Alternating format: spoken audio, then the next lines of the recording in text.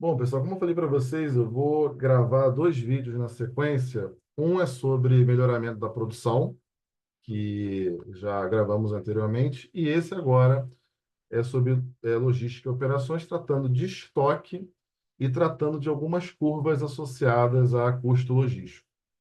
Se eu não me engano, tem esses vídeos de forma separada, mas eu vou aprofundar um pouco mais. Vou falar de cross-docking, vou falar de merge in transit, vou falar de outros elementos também e vou juntar isso, tá? Bom, aqui, deixa eu só compartilhar com vocês o material especificamente, tá? Então, deixa eu só colocar aqui no modo de apresentação. Quando a gente fala de estoque, eu tenho um fluxo de entrada dentro, por exemplo, de uma central de distribuição, eu tenho uma logística de entrada, que eu chamo de inbound, e eu tenho uma logística de saída, que eu chamo de outbound. E tenho uma logística interna de movimentação. Eu preciso colocar esse produto em áreas específicas dentro da minha estrutura de armazenagem. Todo e qualquer material ou produto dentro de uma estrutura de armazenagem, ele tem uma área específica que ele vai ocupar. Eu estou falando em termos de gestão de estoque, controle de estoque, organização, de forma geral, desse estoque. Quando eu precisar desse produto, eu sei onde ele está posicionado e tem um critério, existem critérios específicos para posicionar esse produto, esse material, dentro dessa estrutura de armazenagem, de modo a facilitar o fluxo entrada, movimentação e de saída desse produto. Então, essa representação, né, o fluxo de entrada e a saída, isso diz bem em relação à capacidade que a minha estrutura de armazenagem tem da entrada desse produto, da gestão interna e posicionamento dele dentro dessa estrutura e da saída para atender a um determinado mercado consumidor. Manutenção da continuidade do fluxo de abastecimento e elevação do nível de serviço ao cliente. Ou seja, eu tenho todo esse esforço, essa gestão do que está entrando e do que está saindo, de organizar, de gerenciar esse fluxo para atender o nível de serviço, a expectativa que o cliente tem em relação ao serviço logístico. Bom, e aí, pessoal, a ideia de estoque é otimizar o investimento. Vou só voltar aqui um pouquinho, ajustar aqui. Otimizar o investimento, aumentando o uso eficiente dos meios financeiros, minimizando as necessidades de capital. A ideia é formar estoque para atender a uma necessidade. O estoque não é para ficar parado. Ele não tem que ficar parado. Ah, não, tenho lá estoque, é uma maravilha, tem lá na minha estrutura de armazenagem, esse estoque vai ficar parado. Não. Esse estoque vai atender a uma determinada necessidade. O estoque precisa girar. Ele precisa ser colocado para atender a uma determinada necessidade. Por isso que você fala de giro de estoque, de capital de giro, e que estoque é investimento. Então, eu tenho aqui essa relação de custo de estoque com nível de serviço. Eu preciso equilibrar essa relação. Eu tenho que entender que ter um transporte mais rápido torna a operação. Espera aí, que foi um vídeo aqui. Ter transporte mais rápido torna a operação mais cara. Ter mais estoque, eu consigo prontamente atender o mercado, mas torna o meu processo de gestão de estoque mais oneroso. A operação logística mais onerosa, mais cara. Então, eu preciso equilibrar esses dois pontos, o que eu tenho de custo de estoque com o nível de serviço de mercado que eu pretendo atender, a expectativa do consumidor final que eu pretendo atender. Então, a definição de um dimensionamento de estoque reside na relação entre capital investido, o equilíbrio, né? Capital investido, disponibilidade de estoque, custo incorrido e consumo. Eu tenho que equilibrar essas variáveis. Eu vou investir em estoque para ter disponibilidade de produto, materiais diversos, para atender uma necessidade, uma demanda, que pode ser um produto acabado para atender uma necessidade do mercado, ou pode ser um insumo para atender a necessidade da fábrica, e a fábrica forma estoque de matéria-prima para atender o seu processo de produção, porque o processo de produção está demandando essa matéria-prima. Eu preciso equilibrar esse capital que eu estou investindo em estoque, seja matéria-prima, seja produto acabado, em disponibilizar esse estoque para atender uma necessidade e tem todos os custos que envolvem essa operação, eu preciso equilibrar todas essas variáveis: capital investido, disponibilidade, custo incorrido e consumo ou demanda. É necessário pensar no equilíbrio de todas essas variáveis para atender a uma determinada demanda, seja da fábrica, seja matéria-prima para a fábrica, seja produto pronto para consumo para um determinado mercado consumidor. Tá, pessoal? Então, tem alguns benefícios associados ao estoque: benefício de tempo, descontinuidade, incerteza e economia. Tempo. Se eu tenho estoque, o cliente vai esperar? Não. Pronta entrega. Eu tenho lá o produto disponível, eu vou disponibilizar para ele. Ter estoque disponíveis reduz o tempo de espera do cliente e oferece a eles utilidade de tempo e lugar. Não vou voltar nesse ponto de utilidade de tempo, lugar, valores que a logística agrega ao cliente. Tem, se eu não me engano, tem vídeos aqui do canal que abordam isso, e a gente já chegou a falar de missão da logística, evolução da logística lá nos primeiros vídeos do canal, e tem outros vídeos que abordam essas questões, mas eu tenho economia de tempo, eu tenho estoque, eu vou atender a uma necessidade do mercado. Descontinuidade. Se eu tenho estoque e até o momento em que esse estoque estiver lá presente, a minha operação não para. Pensa num fluxo, né? Que eu desenho, normalmente eu faço essa estrutura nas minhas aulas. Fábrica, atacado, varejo, consumidor final.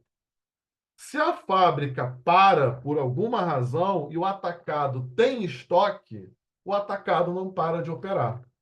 Então, o estoque ele tem uma função que ele consegue desacoplar, desvincular as partes em uma cadeia de suprimentos.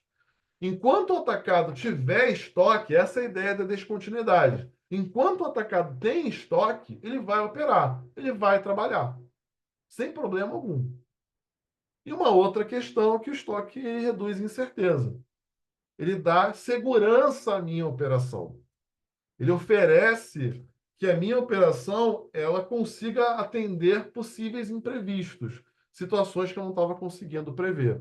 O estoque tem também esse benefício. Gera esse benefício além de economia.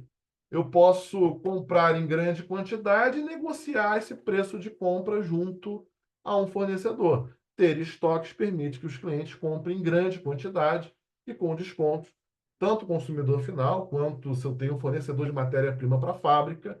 Se eu compro em grande quantidade para formar estoque, eu consigo renegociar esses valores junto ao fornecedor. Então, eu tenho tempo, descontinuidade, incerteza e economia. Tipos de estoque. Estoque cíclico, associado a ciclo do pedido. Desde o momento em que eu gerei o pedido até o momento da entrega. O estoque nesse período é denominado estoque cíclico. É o estoque exigido para satisfazer o nível médio de demanda durante o período entre a emissão do pedido de compra até a chegada da mercadoria. Ele está diretamente associado a ciclo do pedido. Estoque de segurança, variações da demanda acima da média. Entra o estoque de segurança em operação, em ação, para situações em que a demanda varia acima da média. Estoque antecipatório, associado à demanda sazonal. Páscoa. A Páscoa chega no varejo antes da própria Páscoa. Em março, a Páscoa já chegou no varejo. Já chegou no supermercado, chegou na loja americana, sem fazer propaganda da loja americana, não trabalho na loja americana, mas já chegou nas lojas de forma geral. Por quê? Porque é um estoque antecipatório. Eu antecipo tudo. Processo de produção, formação desse estoque lá na fábrica, é o estoque antecipatório. É estoque exigido para conciliar flutuações sazonais. O estoque no canal de abastecimento, que é o estoque em trânsito, é o estoque exigido internamente, seja na fábrica, né? Ou aquele estoque que está dentro do caminhão, que está em movimento, seja o que está na produção, seja o que está em movimento dentro do caminhão. Também é chamado de estoque em trânsito. Então, esses dois, estoque em trânsito ou estoque que está circulando dentro de uma fábrica, de uma estrutura de armazenagem que seja, uma central de distribuição, é denominado estoque no canal de abastecimento. E os dois últimos, tirado do livro do Grant, aqui do David Grant, que é Gestão de Logística e Cadeia de Suprimentos, está aqui embaixo a fonte, 2013. Estoque psíquico, que é aquele estoque associado a situações de apresentação, demonstração de um produto em um supermercado, por exemplo, degustação de um produto em um supermercado. É o estoque psíquico, que é para estimular esse consumo por parte do consumidor. E o estoque que agrega valor, que à medida que esse estoque aumenta, o valor financeiro associado a esse estoque também vai aumentar. Vinho, uísque e antiguidades, produtos materiais diversos em que, conforme o tempo passa, o valor financeiro desse estoque ele aumenta. Tá? Então, esses são os benefícios e tipos de estoque. Agora, outros tipos de estoque: matéria-prima, produto em processo, em processamento, produto completamente pronto. Esses são os estágios da produção: matéria-prima, produto em processo e produto pronto para consumo. E os materiais auxiliares, que são peças, ferramentas, materiais diversos que você tem que vão auxiliar na produção.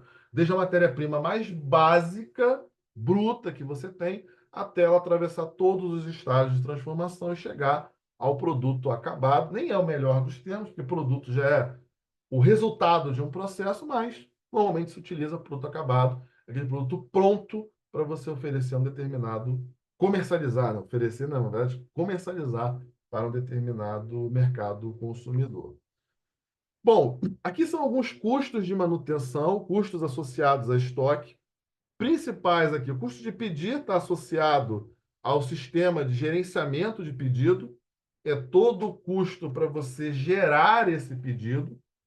Então, todo o custo para ter aquele processo de geração do pedido, verificação, recebimento, está ligado ao sistema de gerenciamento de pedido. Não vou entrar aqui nessa tão profundamente, né, em sistema de informação logística, mas ele está associado ao sistema de gerenciamento de pedido.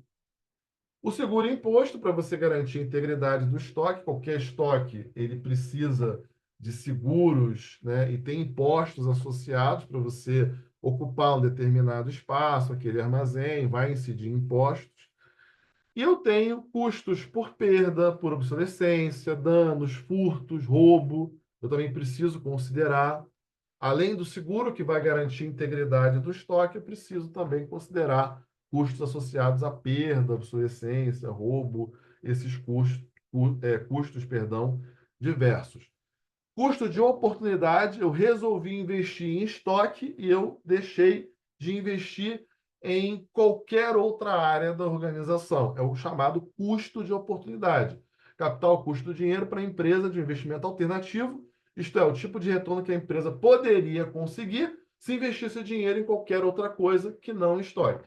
Ela resolveu investir em estoque e sacrificou o investimento em outras áreas da organização, renovar a frota de veículos da equipe de vendas, modernizar os seus processos de produção, por exemplo. E o custo de armazenagem, associado ao aluguel do armazém, manuseio, movimentação desse estoque, também é um custo importante associado à manutenção de estoque. Principais aqui: custo de oportunidade e a parte referente à obsolescência, furto e custos relacionados a seguros e impostos. Bom, definição de armazenagem. Eu vou aqui simplificar, né? Mas um armazém é a parte do sistema logístico de uma empresa que ele vai abrigar. Ele vai garantir a integridade da matéria-prima, materiais semi-acabados ou materiais em processo e produto acabado. Aquelas três categorias que eu mencionei anteriormente. Isso é que o armazém faz, ele vai abrigar, ele vai garantir a integridade desses materiais. A finalidade de um armazém, de uma estrutura de armazenagem: a gente vai abordar o cross-docking, que não é um armazém tradicional, a gente vai abordar a questão do merge in transit, mas ele vai receber a remessa, como está colocado aqui, ele vai conferir a quantidade e ele vai alocar, ele vai posicionar esse produto em um espaço específico dentro dessa estrutura de armazenagem. É assim que um armazém normalmente ele funciona. E ele vai depender das características do produto. Você tem armazéns que são frigorificados, você tem, por exemplo, do aerosol, que é altamente inflamável, ele precisa ser separado nessa estrutura de armazenagem. Então, isso tudo para garantir a segurança de todos que estão envolvidos nesse processo. Mas, normalmente, ele recebe esse pedido de compra, ele vai pegar esse produto, vai separar na área de expedição para liberação dessa mercadoria para atender um determinado mercado ou uma necessidade específica. Matéria-prima, por exemplo, que é enviada à fábrica, a demanda é da fábrica. A demanda não é só por produto acabado. Eu tenho demanda por matéria-prima. Eu tenho demanda dentro da fábrica por material em processamento, em transformação. Ele está em processo de transformação durante o processo produtivo.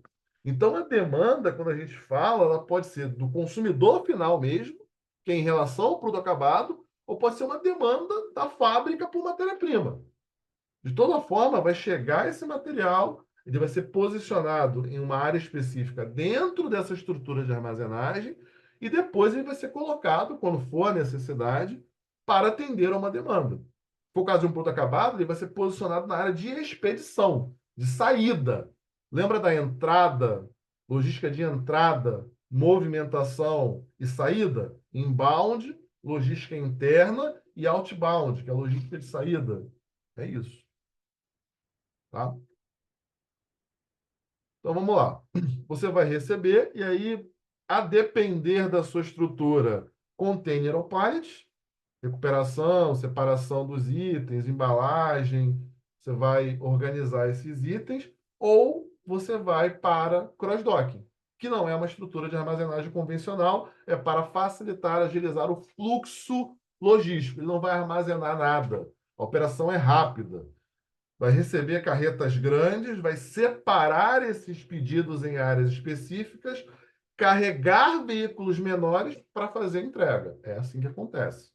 Então, a depender aqui, você tem um lado da armazenagem tradicional e um lado que pode ser o cross-dock, ou pode ser até o merge in transit, que a gente vai abordar posteriormente. Cross-dock é um processo de distribuição no qual os produtos, ao chegarem no CD, que não é central de distribuição, é cross-dock, são separados conforme os pedidos do cliente, não tem armazenagem, você não vai guardar nada, é uma operação rápida, normalmente é carga fechada, paletizada ou containerizada, que são os containers, é carga fechada para agilizar esse fluxo. Você não vai guardar nada, você não tem espaço para isso. É apenas para agilizar o fluxo logístico. Você vai receber, separar, carregar os caminhões e liberar. A ideia do cross-docking é essa. É facilitar esse processo. É agilizar o fluxo logístico, pensando em nível de serviço. É isso que o cross-docking vai fazer. Então, tem uma representação, não sei se é no slide seguinte, aqui, ó. O produto não é armazenado, então ele vai receber, vai separar aqui em veículos menores e vai atender o mercado. É basicamente esse o fluxo que o cross-docking vai seguir. Ele não vai armazenar nada, ele não vai guardar nada. É assim que o cross-docking opera.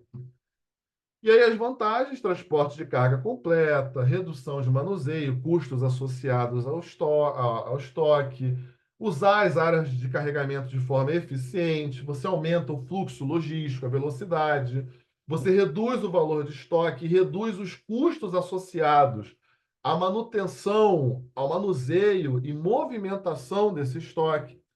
Então, é uma realidade, principal vantagem é a redução do custo da tua operação logística. Trabalha com carga fechada, você vai ganhar em velocidade e vai reduzir os custos relacionados a estoque. O Merge in Transit é um pouco parecido com o Cross-Docking, tá? A gente vai ver mais à frente. Mas o Merge in Transit é um centro de consolidação. E o cross-docking tem alguns obstáculos. Por exemplo, um sistema de comunicação ineficiente, é ruim para o cross-docking. Eu tenho que ter um alinhamento entre receber os pedidos e separar nessa estrutura para carregar os veículos e liberar esses veículos. Falta de sincronização no fluxo de recebimento e expedição. Dimensionamento inadequado de pedidos. Então, preciso ter um alinhamento claro do que eu estou recebendo para organizar e para liberar esses pedidos para carregar esses veículos. Falta de equilíbrio nos custos de transporte, uma comunicação que não é eficiente. Tudo isso aqui vai se configurar como um obstáculo à implementação do cross-docking. É bom se destacar isso. tá? Bom, e aí o merge in trânsito trabalha com o conceito de postergação, postponement, que está aqui, ó, tá? Postergação, ele é um centro de consolidação. Ele vai receber essas peças e ele vai deixar para o último momento para implementar uma alteração, uma modificação nesse produto. Por isso que essa estrutura, o Merge in Transit, é muito utilizado na indústria de computadores. Então, na indústria de computadores, o Merge in Transit ele é muito comum, ele é muito utilizado na indústria de computadores, porque ele é um centro de consolidação. Você recebe essas peças, monta o computador de acordo com a configuração desejada pelo consumidor e depois libera. Mas também é um centro de, participa do processo de produção, e ele é um centro já de consolidação. Ele mescla um pouco o conceito do cross-docking, de não ter uma estrutura de armazenagem, com esse conceito de postergação. Ele deixa o último momento para fazer esse ajuste no produto, para ter um produto de acordo com o que o cliente, na verdade, deseja em relação a esse produto, certo? Então, o Merge in Transit, necessidade de coordenação são muito rigorosas, em relação aos sistemas cross-docking tradicionais, coordenar o fluxo desses componentes para você consolidar nesse centro, e aí sim, você faz esse último ajuste, processador, uma peça, um detalhe, por exemplo, no computador, no último momento, que é aí a associação do cross-docking com o conceito de postergação. Deixa para o último momento para fazer esse ajuste nesse produto. Então, são esses dois conceitos que você tem reunidos, também não é uma estrutura que vai armazenar dentro do Merge in Transit. Então, ele, para agilizar, ele exige muita fluidez, coordenação, um bom sistema de comunicação também. Pessoal, aqui são alguns custos logísticos, os mais tradicionais: custo de armazenagem, estoque, transporte e processamento de pedidos. É bom lembrar e recorrer aos subsistemas que estão dentro do sistema de informação logística, tem relação com essa configuração aqui. E aqui a gente começa a abordar os trade-offs, custos que se comportam de forma diferente. E o primeiro que a gente vai abordar é o nível de serviço. Nível de serviço, dois parâmetros que se comportam de forma diferente: custo de transporte, processamento de pedido de estocagem, que aqui é o custo logístico, e o custo de vendas perdidas. Conforme eu vou melhorando o meu nível de serviço, eu vou reduzindo a chance de ter vendas perdidas. Isso é um fato. Eu vou ter um transporte mais rápido, mais estoque. Eu vou reduzir a chance de venda perdida. Agora, em compensação, o meu custo logístico ele vai aumentar. Meu Deus, eu tenho dois componentes que se comportam de forma diferente. Isso é o trade-off. São dois componentes que se comportam de forma diferente. Qual que eu vou escolher? É o menor custo total. O menor custo total é esse custo que será escolhido. É o menor custo total. É ele que você vai escolher. Então, você não vai escolher um componente ou outro componente. Você vai escolher o menor custo total dentre esses dois, que é justamente quando as duas curvas se cruzam. Esse é o conceito de custo total. Você vai escolher o menor custo total, que é onde esses dois componentes vão se cruzar. É onde eles vão se igualar. Esse é o conceito de custo total. Eu não vou escolher nenhum componente nem outro, até porque eles se comportam de forma diferente. Eu vou montar uma curva de custo total, que é essa curva aqui, que representa esses dois componentes juntos aqui, o custo logístico e as vendas perdidas. Eu vou escolher o menor custo total. Essa é a noção de trade-off relacionado a nível de serviço. E eu também tenho para escolha de modal. É a mesma ideia. Quanto mais rápido é o modal, mais rápido eu faço ponto a ponto. Eu vou dar origem ao destino final. Eu dependo menos de estruturas de armazenagem. Por isso que o custo de estoque e armazenagem ele vai reduzindo, conforme a velocidade do modal vai aumentando. Aqui já é para escolha do modal. Conforme a velocidade desse modal vai aumentando, eu vou dependendo menos dessas estruturas de armazenagem. Agora, o meu custo de transporte ele fica mais caro? Fica, porque é um modal mais rápido. Então, ele tende a ficar mais caro. Qual que eu vou escolher? Eu vou escolher o menor custo total. Não vai ser nem um componente e nem outro componente. Vai ser o menor custo total. Tá certo? Então, esse já é o trade-off relacionado à escolha de um modal. Então, é onde essas duas curvas vão se cruzar, que é o custo de transporte e o de estoque, de armazenagem, estoque e manuseio.